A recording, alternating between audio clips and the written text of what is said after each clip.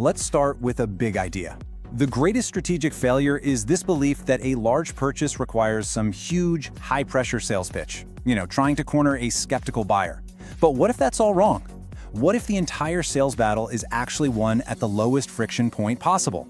We're talking about a single, small yes that almost subconsciously pulls the buyer toward that final, big purchase. This tiny shift in thinking, well, that's the very heart of what we're digging into today. It's called audience intent mapping. And trust me, this isn't just another SEO tactic you can add to a checklist. It's a fundamental strategy. It's about understanding the psychology of your audience so you can truly dominate search. I mean, think about it. This idea, it pretty much challenges everything we think we know about marketing, right? We're all taught to build up to this big persuasive finale, the big ask. But what if the real victory isn't there at all? What if it's in that very first moment of connection? What if real success is just about delivering the perfect, low-friction answer that gets that tiny, almost invisible yes from a user? That's what sets off this powerful chain reaction, and that's the core principle we are going to unpack piece by piece. So, why does this matter so much right now? Well, it's because a lot of us, maybe you included, are stuck in what you could call the SEO commoditization crisis. You know the feeling. You're doing everything right. You're creating tons of content, you're building backlinks, you're optimizing your keywords, you're just running and running on that content treadmill, pouring in a massive amount of effort, time, and money. But the returns? They're just shrinking. It feels like you're shouting into a void, completely lost in a sea of competitors who are all saying the exact same thing, following the exact same playbook. That is the crisis of effort without alignment, and it's the real reason so much content just completely fails to connect. Okay, so this really shows the fundamental shift we're talking about. The old model, it was a pure numbers game, right? More pages, more keywords, more backlinks. It was a brute force approach that honestly led to super high costs and pretty low returns. The new model, the one we're focused on, is all about precision. It's about mapping your content directly to what the user actually wants in that moment. And this doesn't just get you a higher return on your investment, it leads to something even more valuable: higher user satisfaction. That is the currency that search engines like Google now value above everything else. All right, so to really get to the heart of this, here's our game plan. First, we're going to tackle the big content misconception that's holding so many people back. Then, we'll pull back the curtain on the hidden ranking factor that actually matters today. After that, we'll look at the very high cost of getting this wrong, and then I'll introduce you to the solution, what I call the intent to content lock. From there, we'll lay out a practical blueprint for you to master this. And we'll wrap it all up by reframing how we think about marketing, moving towards the inevitable pull of value. Okay, let's get into the diagnosis. What's the core reason the old model is just broken? Well, this hidden ranking factor we're talking about, it's not some technical secret or a clever loophole you can exploit. It's something deeply, deeply human. It's the user's psychological goal in the exact moment they type something into that search bar. And you have to understand, search engines have become incredibly sophisticated at measuring whether or not you satisfy that intent. It's like this silent, invisible force that's deciding whether you hit page 1 or just disappear completely. First up, we have informational intent. So when a user has informational intent, their brain is switched into learning mode. They are looking for knowledge, for answers, for expertise. Think about queries like, how do I bake sourdough bread? Or what is quantum computing? Their psychological need is for clarity and authority. They want a teacher, not a salesperson. Trying to sell to them at this stage is a guaranteed way to fail because it just completely violates their core goal. Next is commercial intent. Now, this is a really crucial and often misunderstood stage. The user isn't just learning anymore. Now they're actively investigating and evaluating their options.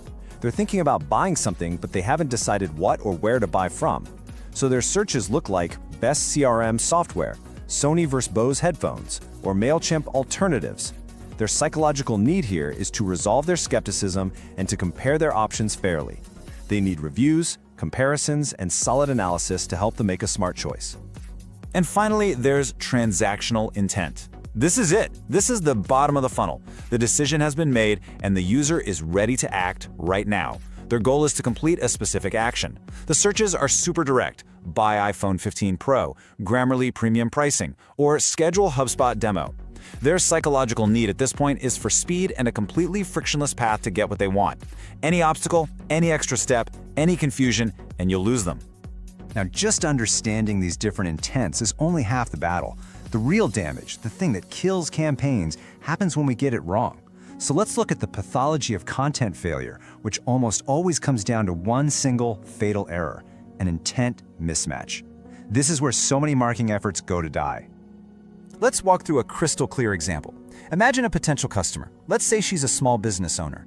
She knows she needs a CRM, and now she's in that active evaluation phase. So she goes to Google and types in best CRM comparison reviews. What's her intent? It's obviously commercial. She is literally asking for a specific format, a comparison. Now imagine she clicks on that top result, and the page she lands on is a long academic article titled, "What is a CRM? A Beginner's Guide." This is the classic mistake. The marketer tried to target a commercial keyword with informational content. They probably thought they were being helpful by providing all this background info, but they have totally misread the user's immediate need. In the user's brain, this mismatch happens in a fraction of a second. It's an instant, jarring disconnect. She asked for a comparison chart, and she got a textbook definition. The psychological contract that the search result made with her was immediately broken. She didn't get what she was promised. And this mismatch triggers a very specific, measurable behavior that is absolute poison for your SEO. It's called pogo sticking. The user clicks your link, instantly realizes it's not what they want, and smashes that back button to return to the search results. To Google, this is one of the most powerful negative signals you can send. It basically screams, "This result did not satisfy the user's query." If this happens enough, your rankings will absolutely plummet, no matter how great your content might be in a vacuum. So let's peek at the psychology here, because it's pretty fascinating. This happens because of two core principles of how our brains are wired. First is the relevance heuristic. Our brain is an efficiency machine, right? It's constantly filtering information. When it sees a beginner's guide instead of a comparison, it instantly flags that content as irrelevant to the current mission. Second, this mismatch increases cognitive load. The user has to work harder to find their answer, and the brain absolutely hates unnecessary work. The path of least resistance is to just bounce back and try another link. It's that simple. Okay, so we've diagnosed the problem pretty thoroughly. Now, let's talk about the cure. This is the solution, the absolute non-negotiable rule for success in modern search.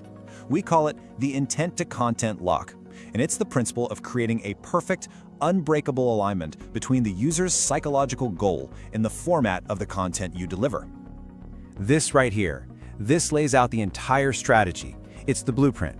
If the intent is informational, the user's goal is to learn, so you must deliver educational formats, like guides, how-to articles, and explainers.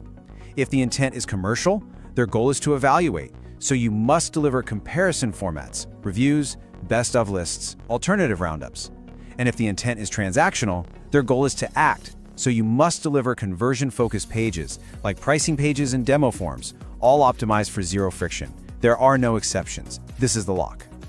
Now, knowing the framework is one thing, but putting it into practice is something else entirely.